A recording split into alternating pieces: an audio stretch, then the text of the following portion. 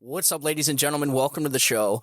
So the Biden gaffe machine kicks it into high gear at the G Summit.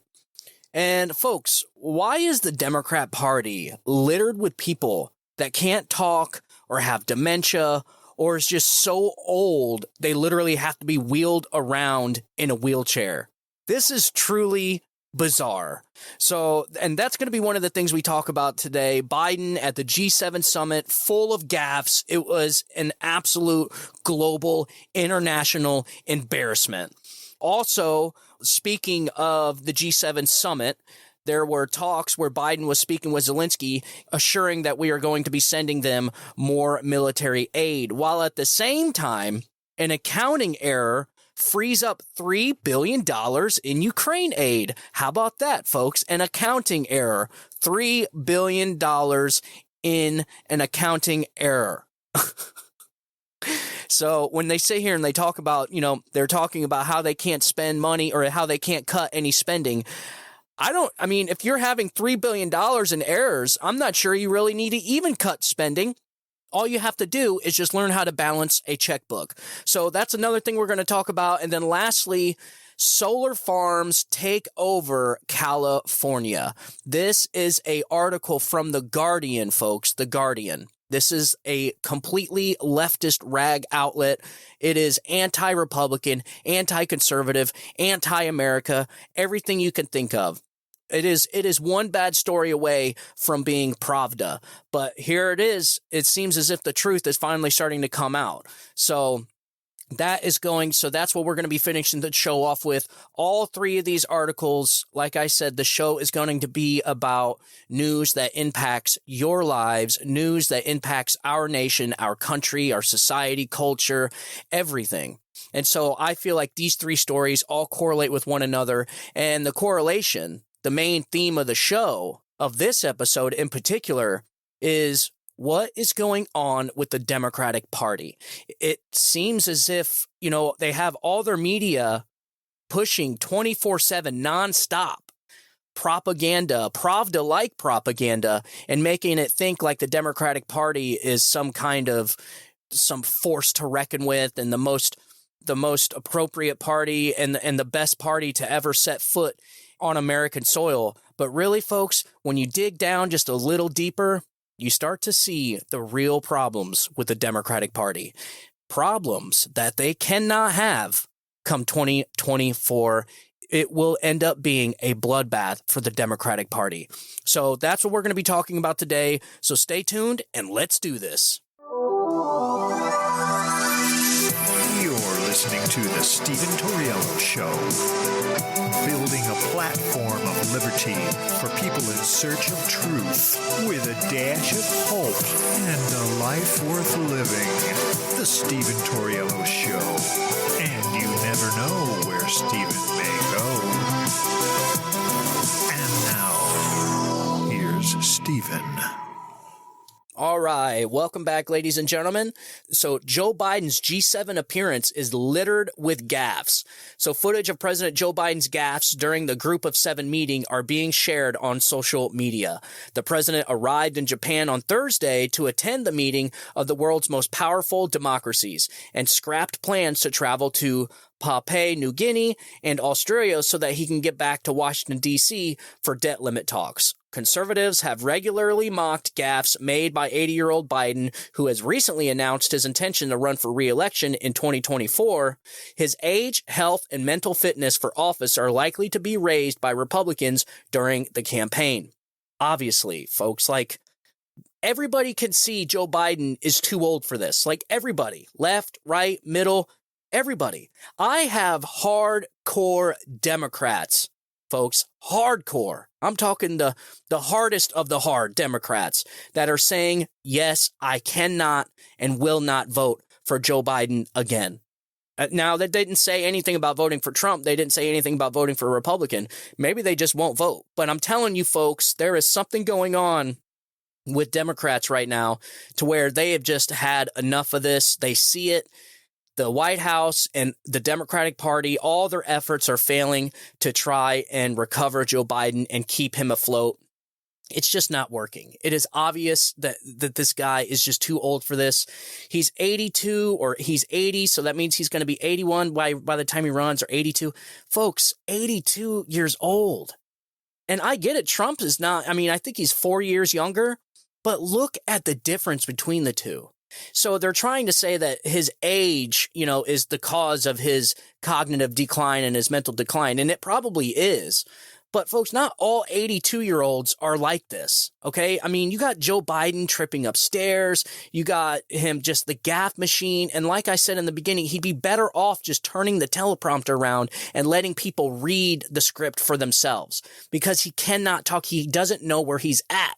I've said this many times before. I worked in a nursing home growing up with my mom.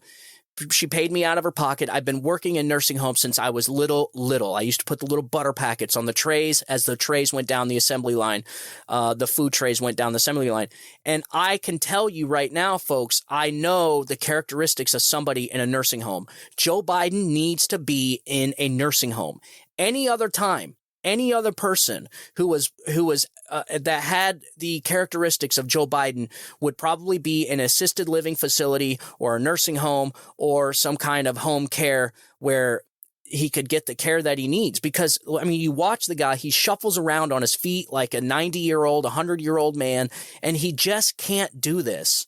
And I'm sorry, folks, he spends more time out of office than he does in office. Joe Biden, as of right now, has broke all records for being out of the White House. And you guys remember when they used to give Donald Trump a bunch of crap about going on golfing trips and so on and so forth, and the Mar-a-Lago, the Winter White House. Well, Joe Biden has been out of the White House more than he's been in the White House. He's been in Delaware more than he's been in Washington, D.C. That is a problem, folks. So, I mean, is he getting hospital care at his home in Delaware? Is he meeting with Hunter Biden's business partners in Delaware? We don't know. And when they try and get the Secret Service reports, the guest lists, they don't have to turn him over because it's his private residence. So what a coincidence. So anyways, early Sunday, the Republican National Committee research account shared a clip of Biden stumbling over his words as he discussed the debt ceiling during a press conference at the summit in Hiroshima. Here, check this out. And there's a lot of other, for example, the idea that we're, in terms of taxes, that they refuse to, for example, I was able to balance the budget and pass everything from the global warming bill. Anyway, I was able to cut by $1.7 billion in the first 2 years the deficit that we were accumulating. And because I was able to say to it that the 55 corporations in America that made $400 billion, or $400 billion, that they pay zero in tax. Zero. My Lord, folks. Okay, first of all, so besides the cognitive decline, the lies from this man are just astronomical. And I'm serious, folks. This man is a habitual liar. He fits the definition of a habitual liar to a T. If you look up the definition, you'll see Joe Biden right there. He cannot stop lying to the public. Every time this man speaks, he lies.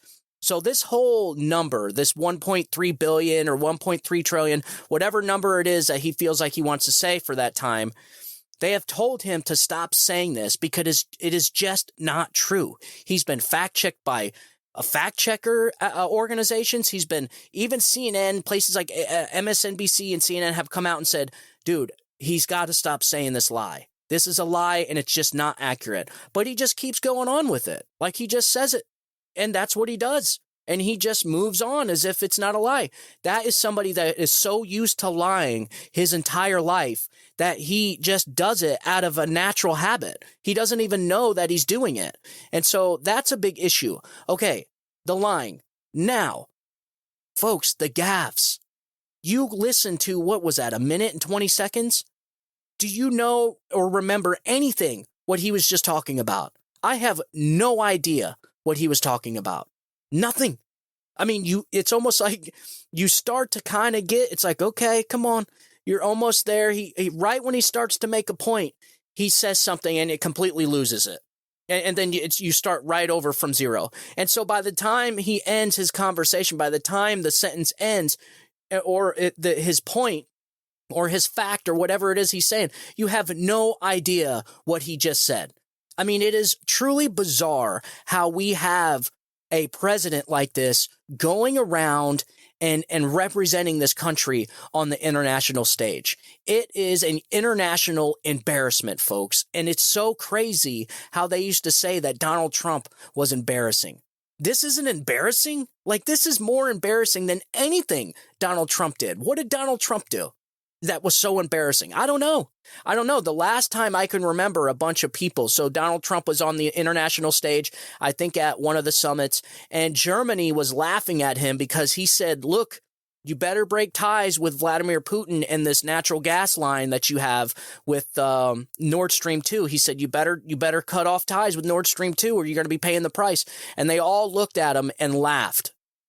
Well, guess what, folks? They're not laughing now, are they? So once again, Donald Trump was right. It's so bizarre. It's so crazy how, as time progresses, everything that Donald Trump had said and was called a liar or a conspiracy theorist is starting to come true, like the Russia collusion hoax.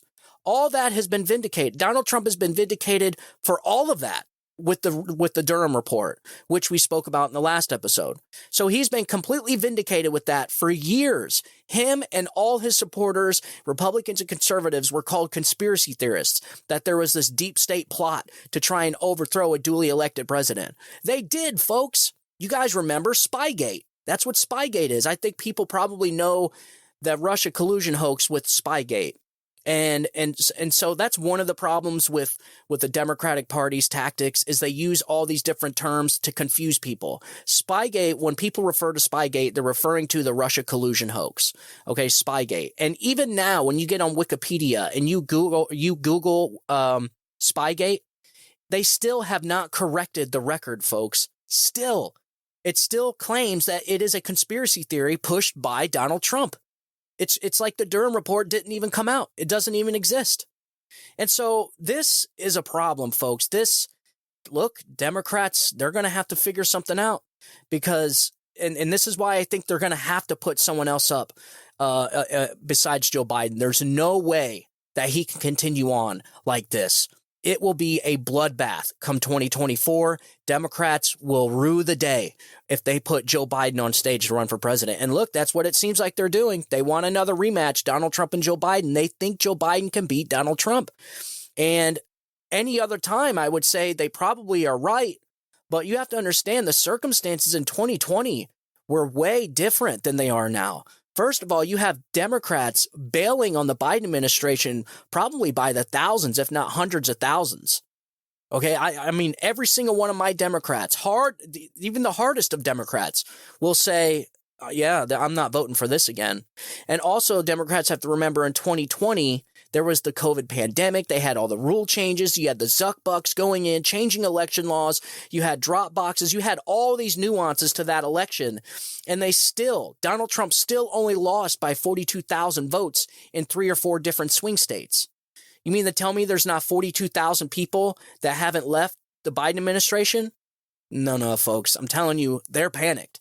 They're panicked. And listen, this is why all the indictments are coming down. This is why they're trying to take Donald Trump. They're trying to take the chess piece off the chessboard before the game even starts. That is what you're witnessing. Okay. And that is what we're going to talk about in another episode when we talk about the whistleblowers. I want to get into all of that. So, okay, continuing on. I want to continue on with this article. I'm going to try and get all this squeezed into an hour. And I don't have a producer to sit there and tell me when to stop and when to move on to the next subject. So it's kind of hard. I got to kind of keep an eye on the time. All right. So here we go with this. Continuing on. So alongside the footage that was posted on Twitter, the audio I just played you, the RNC wrote, in all seriousness, what is Biden talking about? Yes, that's exactly what I just said. Like, what is he talking about? And then so the RNC also highlighted the moment Biden mistakenly referred to South Korean President Yoon Suk Yeol as President Loon. Here, check this out. I've spoken at length with President Loon of South Korea. He came to Washington of late. President Loon? Folks, how is this not an embarrassment? I don't get it. I mean, they sit there and they say that Donald Trump was this big embarrassment. This isn't an embarrassment. You just called the South Korean President Loon. Okay, man, I get you can have slip-ups. Everybody does it. Hell, I do it. As a podcaster, I'm sitting here talking for an hour at a time, sometimes for hours a day. Of course, I know people have slip-ups. People make mistakes. I do it probably 50 times during one episode. You guys probably call me out on it. But this is something different, folks. This is something different. This is a cognitive decline. He just moves on with the sentences if he got everything correct. And when he does notice and he tries to go back, he completely forgets what he was just talking about. This is when he goes, anyways. And then he just moves on. Like he just accepts that he just screwed that entire thing up. Let's just move on. This is crazy.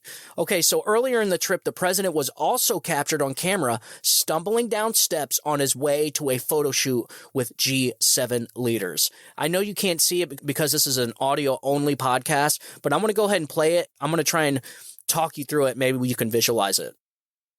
So he's walking down the stairs, and then he starts to go a little bit faster. He loses control, and then he almost biffs it, man.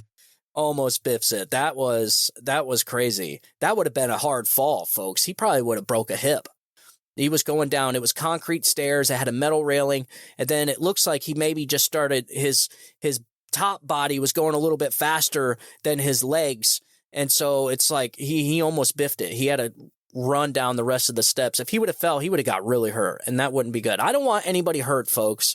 I don't. I am not one of those people that wish harm to anybody. I don't care, Democrat, leftist, communist. I don't care. I do not wish harm on anybody. So if the president were to fall right there and get really hurt, that would not be a good thing.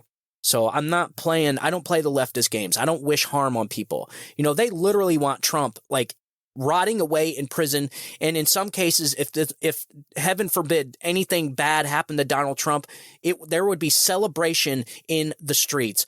The liquor cabinets would be opening up all across the land to the leftists if anything happened to Donald Trump. It's crazy the hatred they have for this man. And that's also something I want to talk about in the next episode when we go over the whistleblower stuff. Okay, so another video showed the moment the president appeared confused about which direction to head after taking a group photo with fellow leaders. Again, I'm going to go ahead and play the clip. Even though you can't see it, I'm going to try and describe it for you. So standing there smiling for a picture. Thank you very much. All of them. Thank you very much. Thank you. Thank you. And then everyone starts walking away. Joe Biden just stands there looking around, and then he points and he asks the person next to him. He asks the leader next to him, like, are we going this way? And then he goes ahead and follows like a nursing home patient off the stage. This is not good, folks. This is not good. I'm telling you, this is not a good look for the United States. All right, continue on. Earlier this week, footage of Biden appearing to struggle with his umbrella upon his arrival in Japan went viral, prompting mockery from conservatives. However, Biden earned praise from Ukrainian President Vladimir Zelensky, who he met on the sidelines of the summit. Why do you think that is? There is nothing Joe Biden can do where Vladimir Zelensky would laugh or anything like that. This guy needs the West's support. We have funded almost single-handedly the entire Ukrainian offensive and defensive. We've funded it all. I mean, we put up $200 billion, I think, right now, over $200 billion, where the EU, the European Unions, has only put up $20 billion, $30 billion.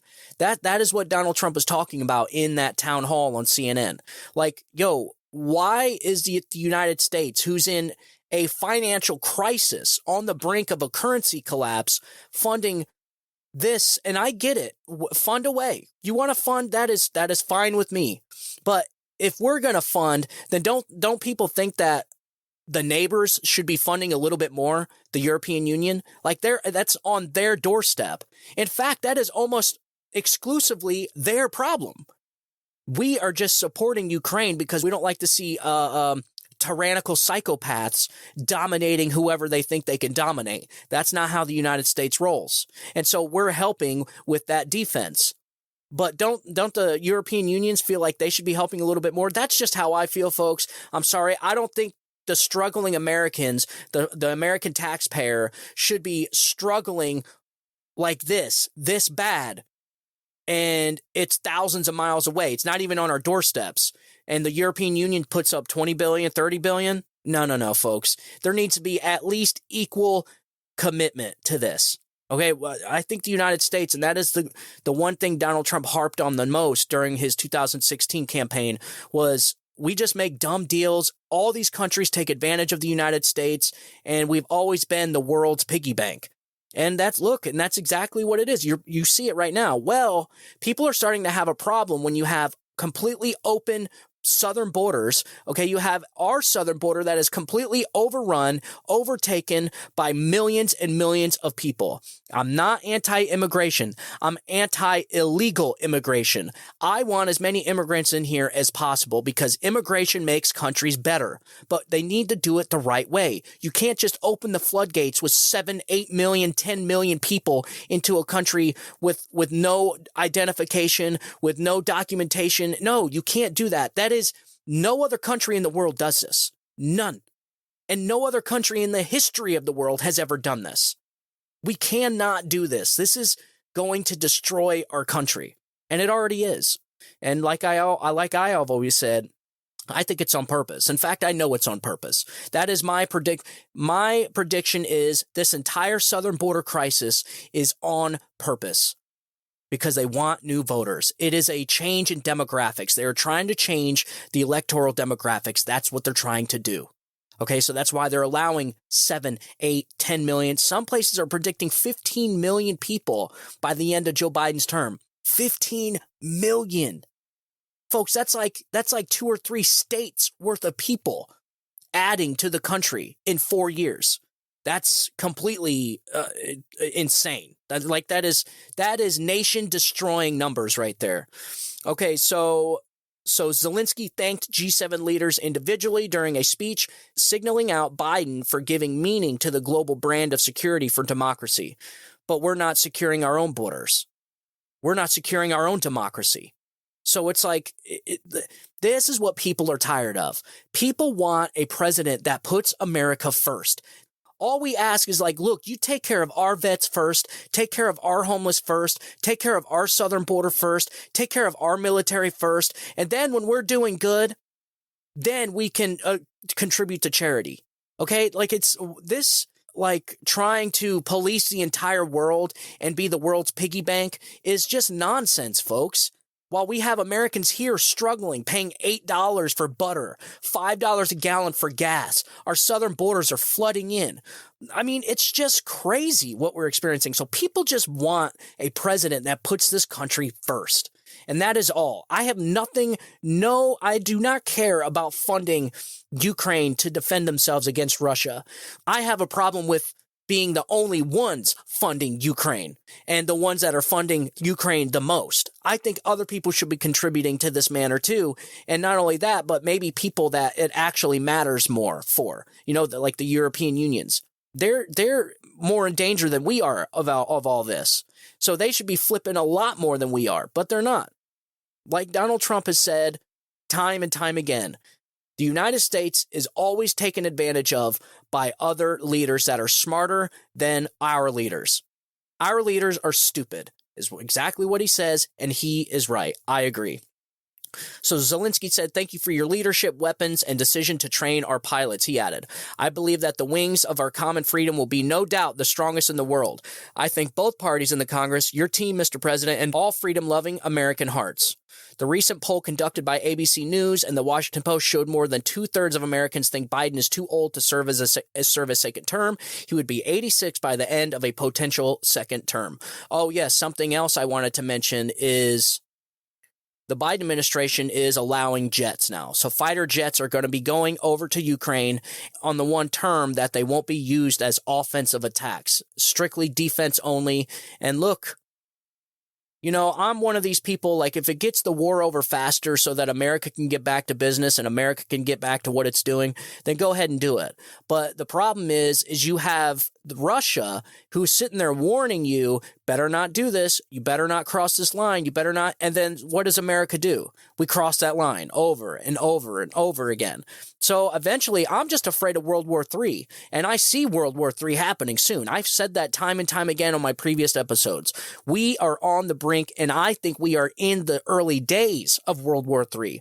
When they write the history books 20 years from now, they're going to look back on these days and say, this is when it all started. And so now you have to trust that Ukrainian pilots aren't going to go in offensive mode or fly into Russia territory and start bombing things. I don't know, folks. It doesn't sound good to me. And then also I seen an article where now experts are predicting this war to be 3, 5, 10, or maybe even 2 decades long. So we're talking about another 10, 15, 20-year war. Yep, just like I said in the very beginning, right when it happened and right when the military-industrial complex started ramping up weapons manufacturing, I knew exactly what was going to happen. We are essentially funding the military-industrial complex because we just ended one 20-year war, so 6 months later, they got to pay the bills, folks. And so now we are funding essentially another 20-year war. And that's also an excuse for the government to tax us more and spend more and all this other stuff. So again, Americans get screwed like always. All right. So another poll by the Associated Press, Nork Center for Public Affairs Research last month found only about half of Democrats think Biden should run again, though 81% said they would at least probably support him in the 2024 election if he is the nominee. So 81%. That number needs to be 100% if he only won by 42,000 votes in 3 or 4 different states. I'm telling you, Democrats are sweating bullets. Democrats are screwed if they don't get another nominee in there. There's no way they can run Joe Biden as president. There's no way. They're going to have to arrest Donald Trump. They're going to have to get rid of Donald Trump, or they're going to lose. And if Donald Trump wins in 2024, their game is over. This entire thing is over. It is going to be like you talk about draining the swamp. That's exactly what's going to happen in a second term, especially if he knows he doesn't have to worry about running for president again. And this is what we need, folks. We need accountability in these intelligence agencies. That's what we need. But I'm going to talk about that in another episode when we talk about the whistleblowers. Okay, so again, with Joe Biden, he's not unique to the Democratic Party. You know, Joe Biden's dementia, shuffling around, falling downstairs, or almost falling downstairs, falling upstairs when he was on that plane. You guys remember that? The gaffe machine is not unique to Joe Biden. And so I got an article here where the harebrained Democrats tried to recover John Fetterman's spectacular return to government. So if you guys remember, John Fetterman was in the race in Pennsylvania against Dr. Oz, a doctor, and somehow John Fetterman won and then immediately had to go to a hospital and was there for depression for 6 months. Well, he returns, and again, this is the problem I was talking about. What is going on with the Democratic Party? So the left has a knack for skillfully. I got an article here from Revolver News, hat tip to I think Darren Beattie. So hat tip to Darren Beattie, May 20th. So the left has a knack for skillfully employing the smoke and mirrors tactic. This is evident in our daily encounters with Joe Biden, who the media comically portrays as a wise and seasoned politician despite his bungling and buffoonish behavior that suggests otherwise. Some would argue that the left installs brain-dead politicians who can be easily manipulated and controlled, zombie politicians who can barely handle their everyday duties and require a cleanup team to mop up the countless messes. I do think they do it on purpose. One of those types of politicians is Senator John Fetterman, a man so far gone due to a serious stroke that he makes Joe Biden sound like a world-renowned wordsmith. That's great, man. A recent situation developed where the Fetterman camp tried to play the smoke and mirrors game, blew up in their face. And here's a tweet from Jeff Stein. Yesterday, I tweeted this quote provided to me by Senator's office without checking it against the video. This was my fault. Though it captured his meaning, I deleted the tweet since some of the words in the quote were inaccurate. And so the tweet reads, the SVB executive Greg Becker, shouldn't you have a working requirement after we bail out your bank? Republicans seem to be more preoccupied with SNAP requirements for hungry people than protecting taxpayers that have to bail out these banks. Well, here's a close-up of what Fetterman's office wants you to believe he said. And so this guy essentially, this is what I was talking about with the media and Joe Biden.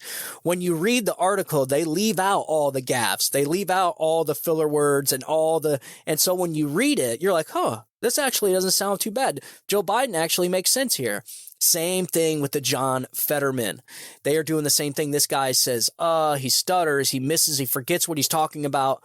But when they write it, so, the people that are trying to recover this guy's character, they'll say exactly what they meant.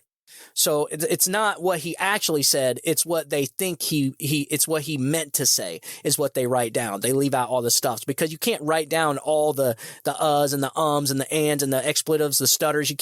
You got to listen to the audio. And that's exactly what we're going to do. Here, check this out. Is it a staggering responsibility that the head of a bank could literally is it staggering? Is it a staggering responsibility that the head of a bank could literally crash our economy? It's astonishing. That's like if you have, and they also realize is that now they have a guaranteed way to be saved by how, So it's isn't it appropriate that this kind of control should be more stricter to prevent this kind of thing from going? Or should we just go on and start bailing and sailing whoever bank, regardless of how their conduct is?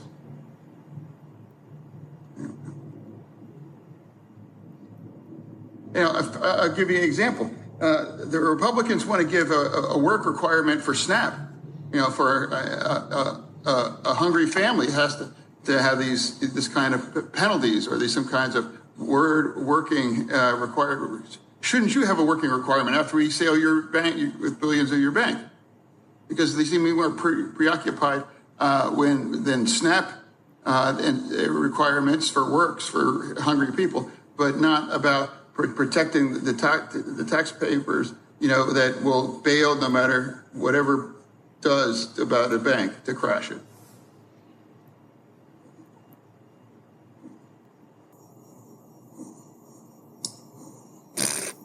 Sure.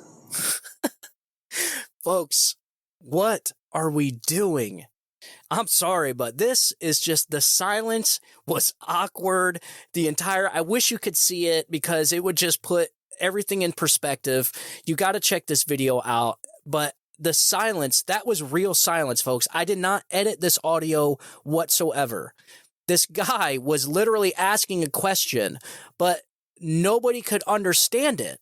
And so when he was asking the question, nobody knew he was asking a question, so they didn't respond. So he's staring at them, waiting for a response, and nobody knows what the hell he just said. And so the silence is, so awkward. Just listening to this makes me feel uncomfortable. It gives me anxiety watching this because it's like, it's just so crazy that we have people like this in the highest levels of our government creating laws, folks, setting forth laws, signing bills, all this stuff. These are the leaders that the Democrats want for you. This is the America Democrats want for you. They want leaders like John Fetterman, Joe Biden, and Dianne Feinstein, which is another one we're going to be talking about. Dianne Feinstein literally has dementia. Okay, it is full-blown 100% dementia. She cannot even walk. She had a bout with shingles. She got the shingles virus, but she's so old. I don't know. I actually had shingles before, and it was, I'm sorry, folks, it was hellish. It was torture. Okay, so I do not wish it on my worst enemy. So somebody like Dianne Feinstein, who's so old, I think she's like 85 or 86. She's so old that her getting shingles could actually be life-threatening. And so she was out for months with shingles. She finally comes back last week, and they're letting her out of the car, and then all of a sudden you see this wheelchair pull up, and they help her out of the car and put her in the wheelchair. And they're literally wheeling her around Congress. she has a staffer that is with her 100% of the time, wheeling her around. What the hell is going on here, folks? This is crazy, man. So you got Joe Biden, you got John Fetterman, who they were trying to recover, but that was just a freaking mistake.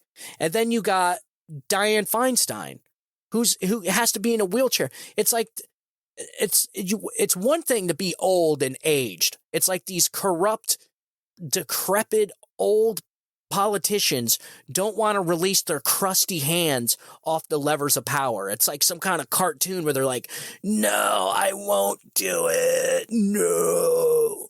And then like their hands open up and you just see like the dust and particles and stuff crackling and crumbling away from their hands and their joints and their fingers. It's like, dude, we have to do something here, folks. How did John Fetterman beat a doctor? How did this happen? And just the other day, they tried it again, recovering his character, recovering his appeal, by sending him out on a podium, and he was in basketball shorts and a hoodie. I mean, it was the most bizarre thing I've ever seen. It's like, when they do these appearances, they'll do these executive summaries or whatever it is where they're behind the podium and there's like 3 or 4 senators behind them. He's standing on stage in front of the media in shorts and a hoodie doing a press meeting. This is bizarre. It's just bizarre, folks. It is weird.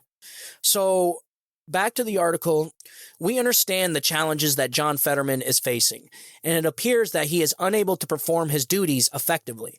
However, our primary concern lies with the citizens of Pennsylvania who did not vote for this. They deserve a competent individual who can represent their interests. And disheartening to witness Fetterman's team, including his wife, attempting to conceal his illness and incompetence with smoke and mirrors. Mr. Fetterman and the American people deserve better than that. Yes, this is lunacy. And how they did this was during the campaign, they put John Fetterman on the ballot, and people were voting months before any debate happened. So John Fetterman was trying to evade debates. He was trying to elude debating. And so they did. They covered him up just like Joe Biden. They kept him in the basement. They kept him here. They kept him there. They did everything they could to keep him out of the public view. So finally, they debated like 2 weeks before actual election day. And by then, over 50% of the votes had already been cast. And so by the time people actually got a real view and look at who they were voting for, they had already voted. In fact, if you go back, there's an actual article where the most searched item on Google that day after the Fetterman debate was, "Can I change my vote in Pennsylvania?" Yeah. The one of the number one Google things in Pennsylvania. This is crazy, folks, and this is the tactics the Democrat Party plays. This is what they do. They did the same thing with Joe Biden. They're going to keep him in. They did do it during the 2020 election, but they had COVID as a guise. But now they're not going to be able to do that, folks. They're certainly going to try. They don't care what people think. They do not care. Okay, they will do anything. They're going to do anything. Nothing shames these people. These people have no shame.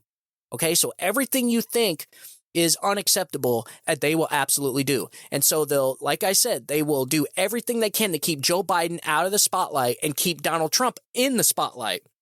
And it's exactly what they're going to do with all the legal stuff that they got Donald Trump jumping through. I mean, it's just crazy, man. It's just so awful what the American people have to go through just so Democrats can have power.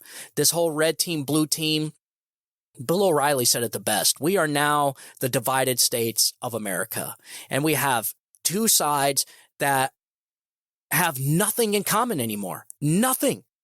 There is nothing in common that the left and the right have anymore. You have one side that wants to progress this country into the oblivion, with all these policies. They want to destroy America. They hate America. They hate the Constitution. They hate our founding principles. They hate our fundamental laws. They hate the courts. They want to pack the courts. They want to destroy everything about this country so that they can rebuild from the ashes a new perfect utopia that fits their needs. A new socialist regime is what they want. And so the ends justifies the means. So anything that they do will be justified. And that means voting for people like John Fetterman and Dianne Feinstein and Joe Biden. They do not care like conservatives and Republicans care. They don't care.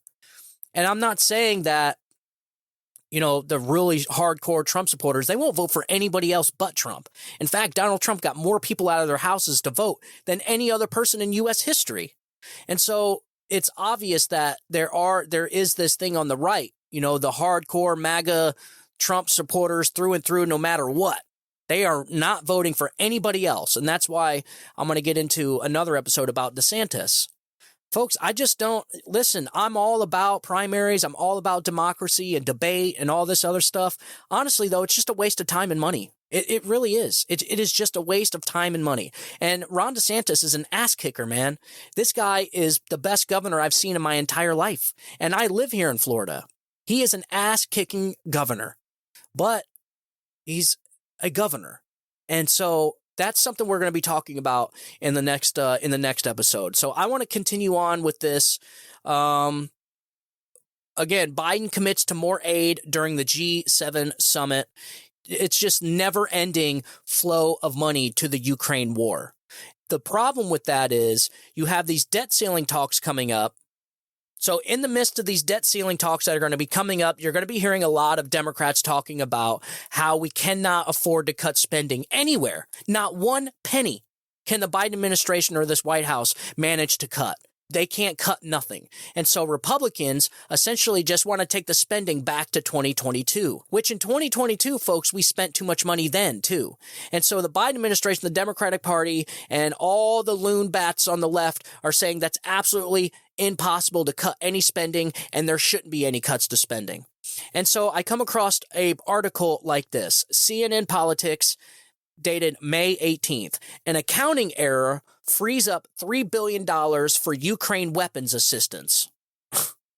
The Biden administration made an accounting error in assessing the value of the military support that the U.S. has given to Ukraine to date, freeing up approximately $3 billion more in aid, an amount likely to mitigate the need for Congress to pass an additional assistance package before the end of the fiscal year in September. Multiple congressional and administration officials told CNN. This is what people are pissed off about. So they can clear up $3 billion for aid to Ukraine just randomly, unilaterally spending American taxpayer money without congressional approval.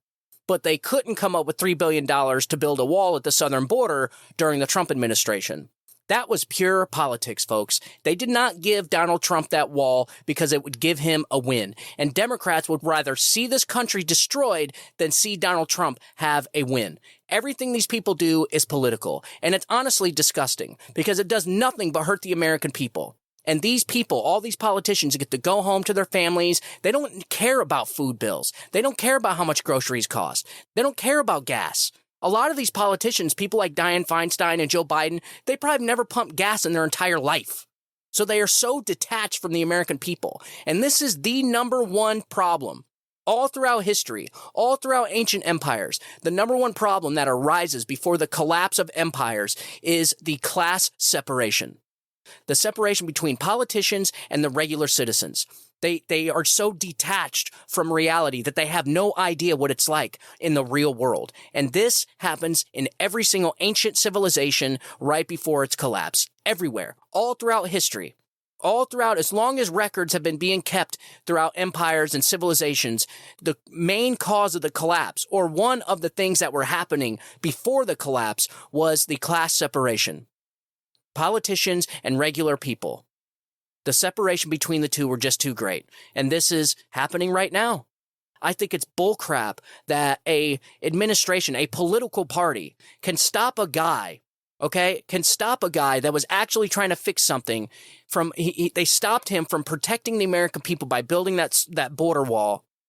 But 4 years down the road, 3 years down the road, turn right around and come up with $3 billion to send to another country to protect their borders. It's disgusting, folks. It's disgusting. This is the kind of stuff people are sick and tired of. So instead of them actually going to Congress and saying, yo, look, we need to send more money to Ukraine, we need another $3 billion. All they did was took the military weaponry, all the weapons and planes and fuel and ammo and everything. Everything they sent had a price tag. Okay, whatever the weapons manufacturer charges for those weapons, that is what they charge the American taxpayer. Well, the Biden administration maxed out the budget. They maxed out the credit card the American people gave to Joe Biden so that Joe Biden can buy weapons and support for Ukraine. They maxed it out. And so instead of coming to Congress because they need more money, they said, you know what? All the weapons we just gave them, let's just do a BOGO. Let's just buy one, get one, and then that's going to free up another $3 billion in more aid. I don't know if that really helped you. I'm trying to explain it a little better. But so all the aid they sent, say the aid was $6 billion. This is just rough numbers. This isn't the exact numbers I'm talking about. So say they sent $10 billion in aid, okay? And $10 billion in ammo, $10 billion in rockets, $10 billion in tanks, and $10 billion worth of helicopters and everything, all right? And then, so that's it. That's maxed out. No more money. You can't give any more money. That's it. That's all we can give. Well, Zelensky needs more money. And so they can't, instead of going to Congress to get and beg the taxpayers for more money, they're just like, you know what? Those tanks weren't worth that much. All this stuff wasn't worth $10 billion. It was actually worth $7 billion. And so guess what? Now we have $3 billion more. And so essentially they just created $3 billion more in aid. So, folks, I mean, we are witnessing the collapse of our entire country. Every single aspect of this country is falling apart. Our society, our culture, our laws, our government, our budget, our economy, everything. Everything is falling apart, man. Everything. In 2.5 years, this is mind-boggling to me. This is record destruction, folks. Record. Before this new information came to light, the Pentagon had said that there was just over $2.3 billion remaining available for presidential drawdown authority for Ukraine. Now, due to this revelation, there is about $5.3 billion still available, far more than the largest single package provided to Ukraine.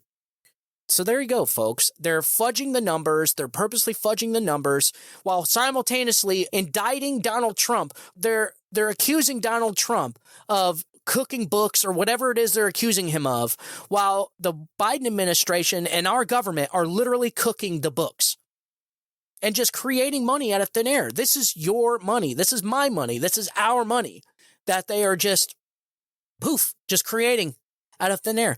And it wouldn't be so bad if we weren't like on the brink and looking at the train coming down the tunnel, our economy collapsing, our currency collapsing. Okay, you have the Federal Reserve is buying more gold than it ever has in American history. What does that tell you, folks? They are trying to store tangible assets, which means they are trying to store and prepare for massive, massive collapse. They need things that are valuable. Gold is valuable. It's not this piece of paper that they print and just imaginary it's worth something. So when you look at a dollar, it's just paper, folks. The only thing that makes that dollar worth anything is you have to think it's worth something. Well, that's increasingly collapsing right now. You have countries like China, India, and Saudi Arabia and all the other countries combining forces and talking about dropping the American dollar as an international currency. If that happens, our currency is screwed. It is done. It will collapse. And so what scares me is places like the Federal Reserve stockpiling gold, because that means they're preparing for something. And listen, folks, we haven't seen anything yet. If our currency collapses, or we lose Saudi Arabia, we lose the worldwide adaptation of our dollar, of the U.S. dollar, it'll absolutely destroy our economy. Our economy will be a hollowed husk you'll essentially have almost another depression.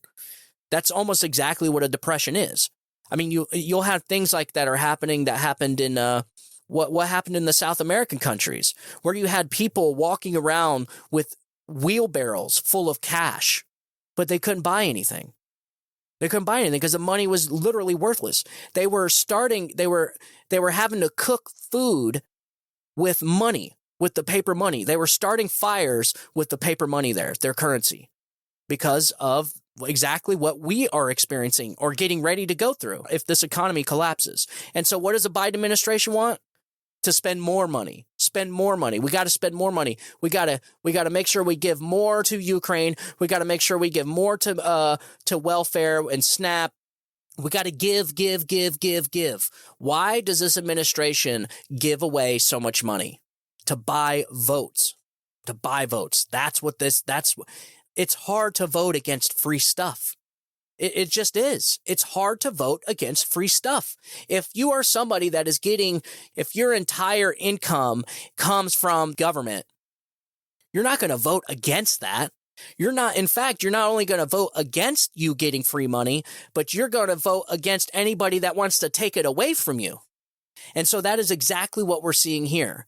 The Democratic Party is trying to get as many people possible dependent on them as possible. They're trying to get as many people dependent on the Democratic Party, as many people dependent on government money, the government dole, as possible so that they will get votes. That is why they're opening up the borders. All these millions of people coming in are going to need assistance.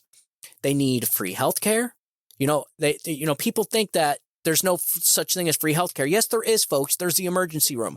Anybody can go to the emergency room, and by law, they have to be treated. And so what happens is your healthcare industry gets overrun and overwhelmed by the insertion of millions and millions of people. Same with the schools. You have to give and you have to supply public schooling. So all these people coming in are going to have to go into the public schools, which overwhelms the schools. Folks, this is a complete disaster. But the thing is people will continue to vote for it as long as the party doing the destruction is giving people free stuff. And so that's where we're up against right now. You're essentially the Democratic Party is putting as many people on the government dole as possible so that they'll have a shoo-in vote. They know that those people are not going to vote against their own well-being. Government cannot create prosperity. And government cannot spend your money better than you. That is just how it's always been. And just like the great Milton Friedman said, economies don't create inflation. Banks don't create inflation. People don't create inflation. It's governments with a printing press that creates inflation. And so that's exactly what we're witnessing right now. The printing and spending of too much money. And it's nonsense to sit here and say that Democrats cannot cut any spending. It's nonsense to say that we have to spend more money. That's like maxing out your credit card. And instead of talking to your kids about cutting spending and changing habits, it's you paying the bill, increasing the limit, and giving the credit card back to the kid. It's nonsense. It's insanity. Nobody does this. Nobody. But they want it so they can buy votes with the student debt forgiveness. I own student debt, folks. I have student loans. I've been paying on them for years. In fact, I think I have like 4 years left and I am done. Okay. I'm part of that group too, but it's my loan. It's my loan. I didn't ask these people if I should get this loan or not. I didn't ask the American taxpayer, hey, should I get this loan? Because they probably would have said, well, no. And so guess what? I have to pay all this back. And so I don't expect people to pay my bills for me. That is nonsense. But the Democratic Party wants that. The Democratic Party wants me to rely on them to pay my bills. That's what they want. And if the Democratic Party could, they'd give people free health care. They'd give people free food. They'd give people free housing. They'd give people free cars. Why, folks? Because they want complete control of the country. They want to control everything. When the government is the one giving away the free cars to everybody, the government controls what those free cars are. What do they look like? What kind are they? And not only that, it'll eventually lead to, well, that's our car, so we're in a global climate emergency, so you can't drive right now. Boop boop, and just turns the car off so no one can leave. That is why I'll never get an electric car. Never, ever, ever, ever. And in an episode coming up, I'm going to be talking about that. I'm preparing an episode about that right now, about this massive push for electric vehicles and how extremely just like dangerous that is to rely on your electric vehicle that's connected to the internet that the government can turn off at any time. And it's like, well, that won't happen. Folks, it did happen, okay, during COVID. We during the lockdowns of COVID, we've seen some of the most draconian things we had ever seen in our entire life. Complete tyrannical, this government went. Complete tyrannical. And so for anyone to say that it'll never happen, it did already happen. Okay, I think people just want to forget that it ever happened. And they want to bury their head in the sand. And so, all right, last subject here, solar farms take over California. I got a article here from The Guardian, how solar farms took over the California desert. An oasis has become a dead sea. So residents feel trapped and choked by dust, while experts warn environmental damage is solving one problem by creating others. This is The Guardian, folks. This is a left-wing article, the leftist of the left. It doesn't get much left than The Guardian. So deep in the Mojave Desert, about halfway between LA and Phoenix, a sparkling blue sea shimmers on the horizon, visible from the I-10 highway amid the parched plains and sun-baked mountains. It is an improbable sight, a deep blue slick stretching for miles across the Chuckwalla Valley, forming an endless glistening mirror. But something's not quite right. Closer up, the water's edge appears blocky and pixelated, with the look of a low-res computer rendering, while its surface is sculpted in orderly geometric ridges like frozen waves. Quote, "We had a guy pull in the other day towing a big boat," says Don Snedden, a local resident, "and he asked us how to get to the launch ramp to the lake. I don't think he realized he was looking at a lake of solar panels." That's crazy, folks. I wish you could see this. I really am thinking about doing a video. I really am, folks. I think it's going to add a whole aspect to the show, adding video to this. It's just crazy. I mean, you look over the horizon and it does really, like, there's a valley that's just filled with this blue stuff, which looks like a lake. But then once you look closer, it's actually hundreds of thousands, maybe even millions of solar panels. It's wild. And so over the last few years, this swath of desert has been steadily carpeted with one of the world's largest concentrations of solar power plants, forming a sprawling photovoltaic sea. On the ground, the scale is almost incomprehensible. The Riverside East Solar Energy Zone, the ground zero of California's solar energy boom. It stretches, get this folks, for 150,000 acres, making it 10 times the size of Manhattan. That is crazy. 150,000 acres, 10 times the size of Manhattan, of solar panels.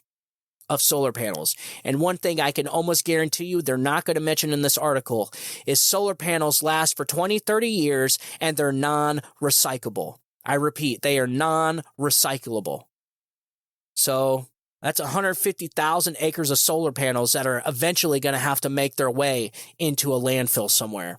And don't get me started about the minerals and materials that are in solar panels, because it's not good. So, all right, back to the article. It is a crucial component of the United States green energy revolution. Solar makes up about 3% of the U.S. electricity supply, but the Biden administration hopes it will reach 45% by 2050, primarily by building more huge plants like this across the country's flat, empty plains.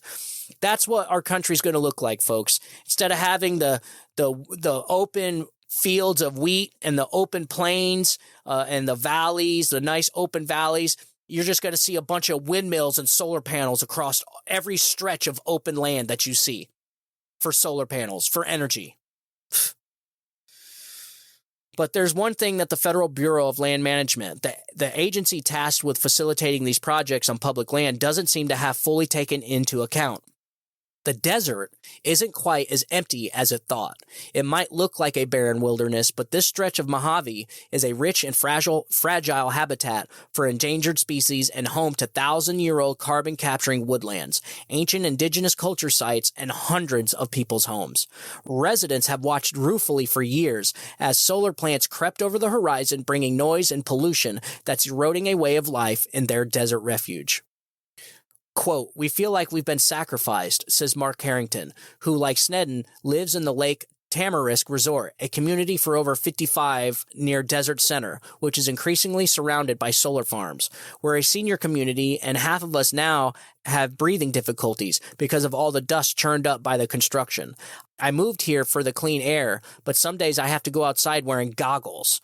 What was an oasis has become a little island in a dead solar sea. Jesus, man.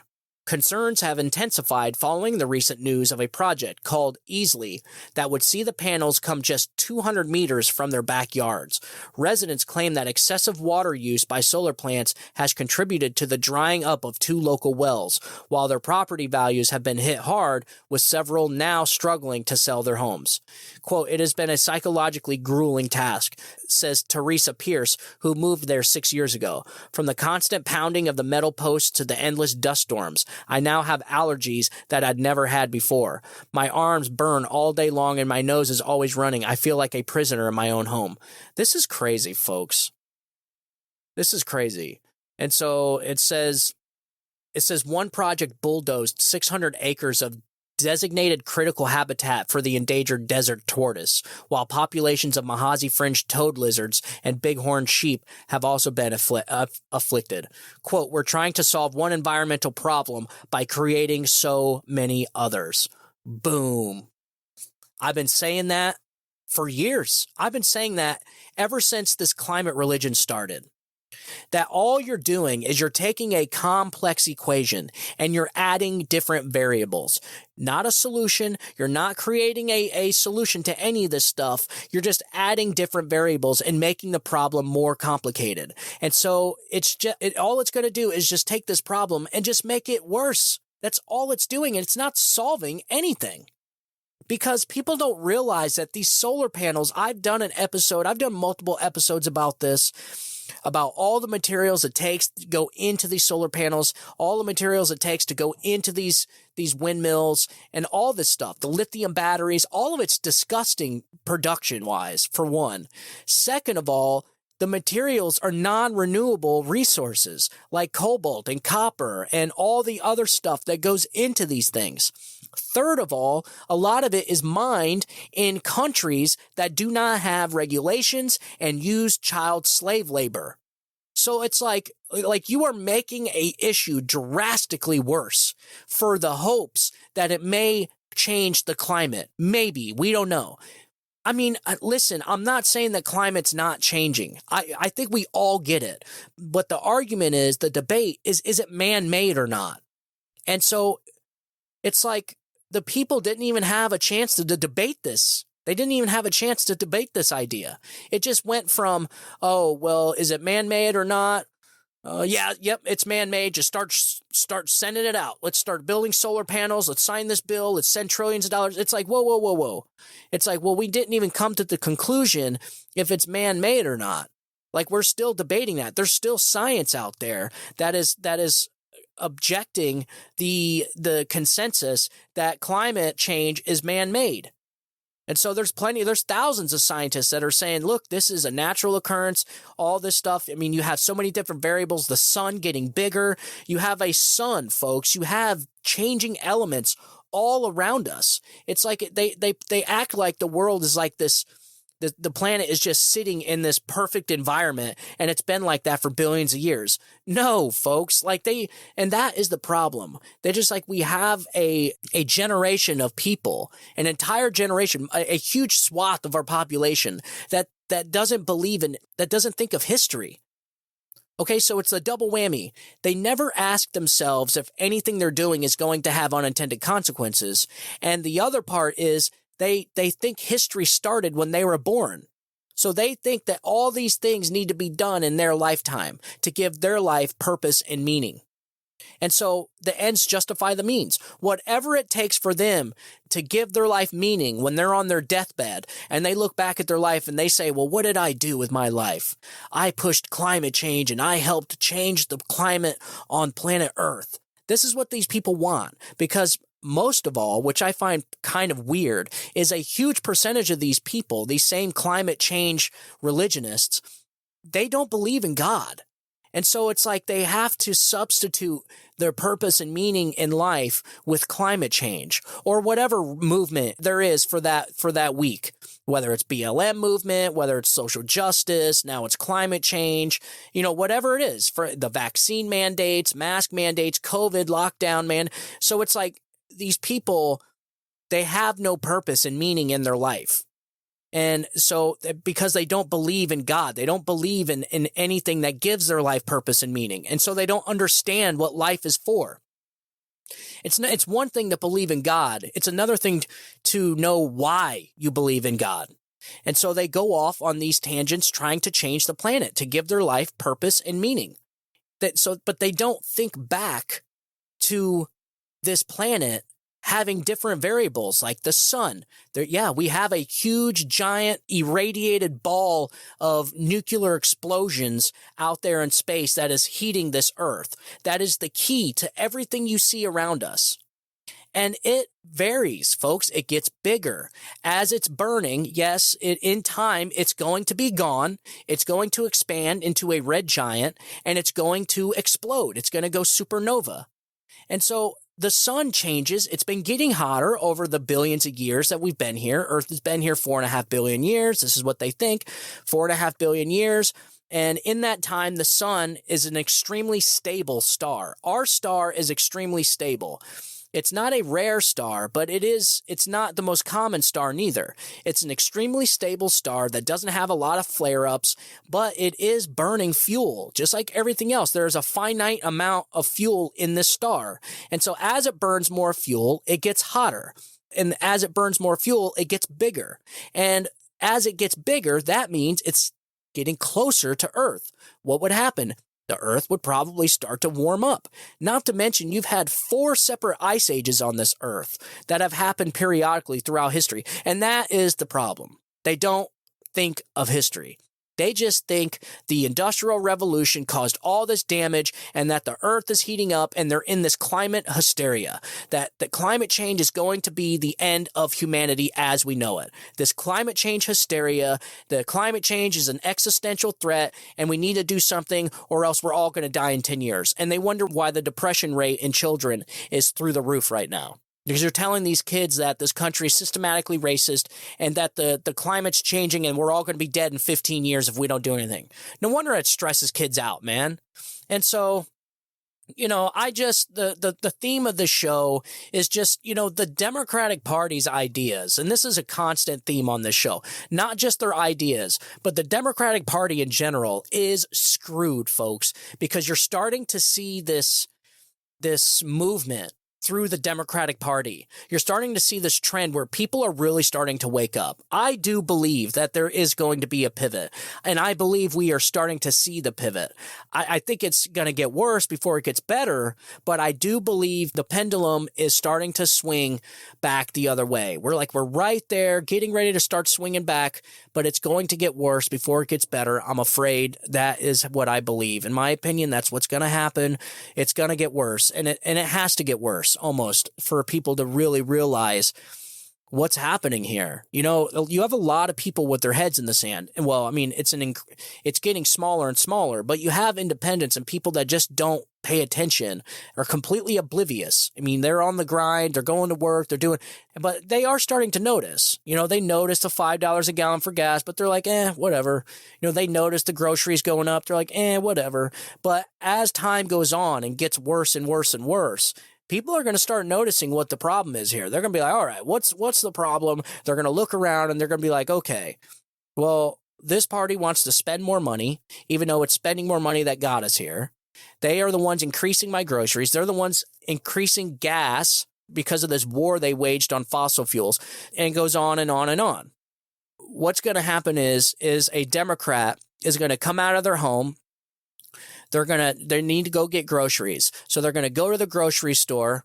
Okay. And then as they get out of the grocery store, they just paid 3 times more for groceries. They're going to have to get gas for their car. And then after they just paid 3 times more for gasoline filling up their car, they're going to go home. They're going to have to pay their electric bill, which is 3 times more now because of inflation. And then it's like all these things are going to add up, and people are going to start noticing where the problem is coming from. And I think that's exactly what we're seeing right now. And so the theme of today's show is Democrats have a huge problem on their hands.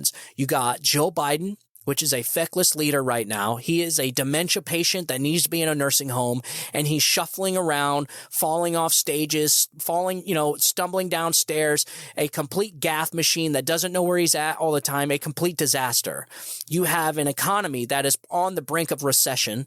If there's a recession, it's over, folks. It's over for the Democratic Party.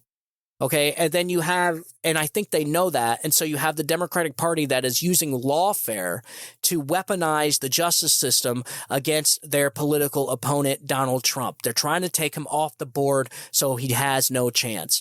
However, it's not working, and listen, everybody can see, and it is completely obvious that they have politicized our justice system. They have politicized our justice system, and they have criminalized politics. And that is not good, folks. And in my next coming episode, I'm going to be talking about how this trend we're starting to see with the weaponization of our government, how much it represents other times in our history and what those times eventually led to. And listen, it's not good. So I went back, I started noticing, I started recognizing the tactics that are being used by the FBI and the Justice Department. And I'm like, what other times in history did this happen? And what I found, folks, is going to shock you. Okay, it's going to shock you, and you can almost follow the tactics verbatim from what happened in the past. And just like I always say, history doesn't repeat itself, but it certainly rhymes. That was a great quote by Mark Twain, the late great Mark Twain. And listen, he is full of wisdom. I am somebody that accumulates as much wisdom and listens to the wise people as much as I can. Wisdom, folks, is better than intelligence. You could be the smartest person in your class, but the wisest person in your class is going to be better off. So that's all I got for today's show. Thank you guys for tuning in. And please, if you could, share the show with your friends and family. It really helps. Also, if you could, can you leave a review on the podcast? So Apple Podcast really relies on reviews from the listeners in order for the podcast to move up the charts. And we want to move up the charts, folks, so we can get the show out there. I'm actually working on getting guests lined up for the show. It's not as easy as people think. Getting a hold of these people isn't easy. And if you do get a hold of these people, they're just really busy because either A, they got their own shows going on, or B, they're experts and they're trying to sell a book, or they're talking about their book. So they do these book tours. And so they're just really busy. And then we're not that big of a show yet, but so they don't necessarily prioritize our show. They're trying to go to the shows with the maximum amount of listeners. And so that's what we're trying to do. The more shares you have, the more followers we have, and the more reviews we get on the show, the more listeners we have. The more listeners we have, the better guests we can get. And so I'm working on getting some guests right now. I wanted to get a hold of Tom Holman, the former director of ICE. I wanted to get him on and talk to him about the crises at the southern border and what this means for a country as far as assimilation, economy, and economic wise and everything like that. So I wanted to get him on. But yes, if you could, please share the show with your friends and family. Tell them it's free to follow the show. And also, if you could, leave a review. That really helps. And if you guys want to get a hold of me, you can get a hold of me at StephenTaurielloShow@gmail.com. That's Stephen, Tauriello @gmail.com. If you want to ask me anything, or if you just want to tell me how your day went, I'm perfectly fine with that too. I will respond to you. Definitely, I will respond. If you have a really cool article, or you want some information, you got some information you want me to see, send it on over. I'll take a look, and I will make sure I reach back to you to let you know I received it. So once again, guys, thank you for tuning in. I'm going to get back here with another episode I got planned, and we're really going to try and we're going to crank them out this week. I've been gone the last few days, not really gone, but I've had my head in the books a lot here with everything that was going on. This week has been crazy with the Durham report and the FBI whistleblowers. I've just been doing a lot of research and a lot of stuff, and then I work myself. I work full time.